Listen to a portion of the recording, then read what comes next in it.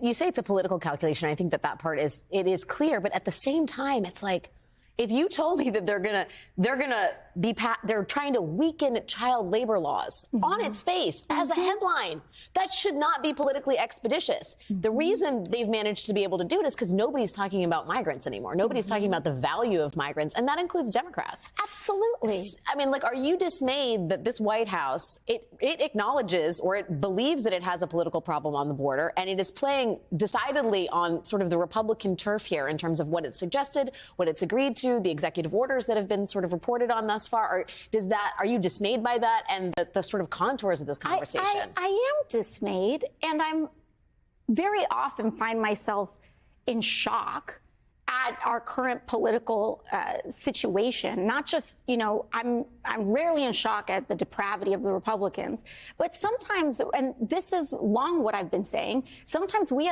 as Democrats have to grow a little bit of a spine around here.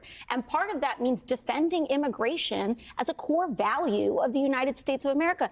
Yes, on a moral and on an identity basis, but on a nuts and bolts basis. The United States, our culture, our population, our economy needs immigration like lungs need oxygen. And when you cut it off, we will start to die. When you look at other developed economies that have adopted xenophobic or more closed border policies, they enter into decades of economic stagnation. You don't need to look far for that to happen.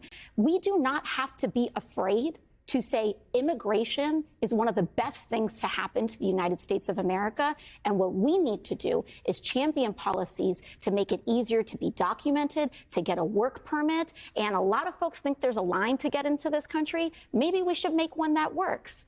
Because without that, it's just, we see the inhumanity of a dysfunctional system.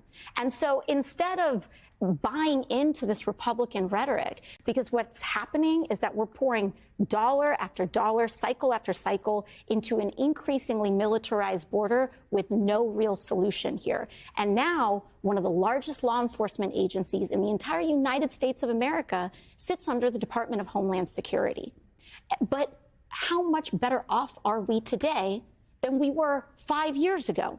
Despite having passed billions and billions and billions more dollars going into this and buckling on this over and over again. We need a path to citizenship in the United States of America. We need to make it easier to have work permits in the United States of America.